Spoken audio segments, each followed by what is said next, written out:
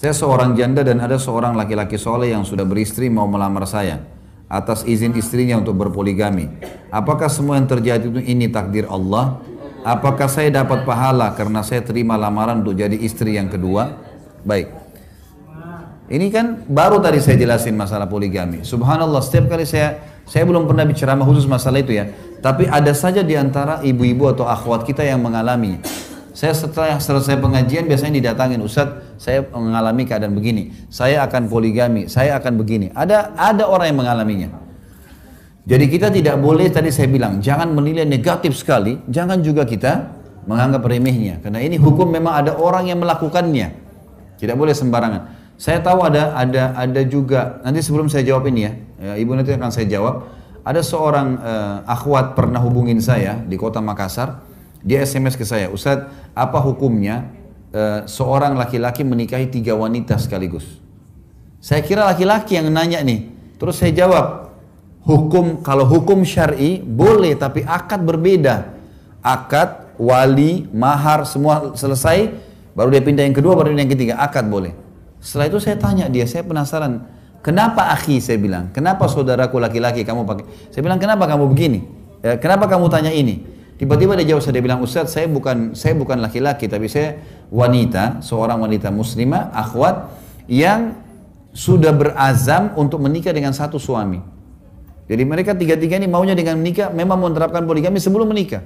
Jadi ada orang yang begini memang, alamnya memang sudah begitu, tidak boleh kita salahkan. Ada orang yang begitu.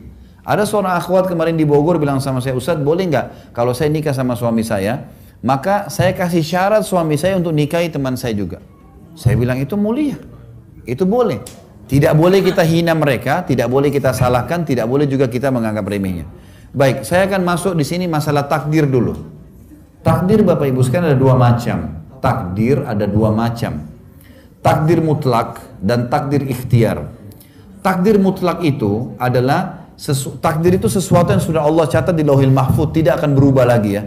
Tapi ada 2 macam, ada mutlak, ada ikhtiar. Mutlak ini yang kita tidak punya campur tangan sama sekali di situ. Seperti misal, kita lahir dari rahim ibu siapa, kita nggak bisa milih, saya nggak mau ibu ini, saya mau ibu yang itu.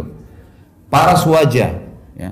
Kemudian fungsi-fungsi anggota tubuh, mata melihat, hidung menghirup, lidah mengecap, bibir mengucap, tangan memegang, kuping mendengar. Semua ini tidak bisa kita ubah. Fenomena alam, pergantian siang malam, hujan, dan seterusnya. Ya. Kadar oksigen, kadar air, kadar api, dan semua ini adalah takdir mutlak. Termasuk dalamnya ajal. Ajal. Kita meninggal di mana. Ada takdir ikhtiar. Sesuatu yang Allah catat di Lauhul Mahfuz dan tidak akan berubah. Tapi dia ikhtiar, maksudnya berhubungan dengan perilaku kita sebagai hamba-hamba. Ini namanya af'al ibad, perilaku hamba-hamba. Seperti makan, minum. Ini Bapak Ibu, maaf, pilih baju yang tadi Bapak Ibu pakai ini, itu kan ikhtiar kita ya. Saya tadi pakai baju ini, ikhtiar saya. Oh, saya mau pakai baju ini deh. Tapi Allah sudah catat, di hari ini, si Khalid akan pilih baju ini di Lauhil Mahfuz. Sebelum saya tahu itu. Sebelum kita lahir, sudah Allah tahu dengan keluasan ilmunya Allah sebagai pencipta, apa yang akan saya pilih. Jenis makanan, jenis minuman, jenis pakaian, masuk dalamnya pernikahan. Ini takdir ikhtiar.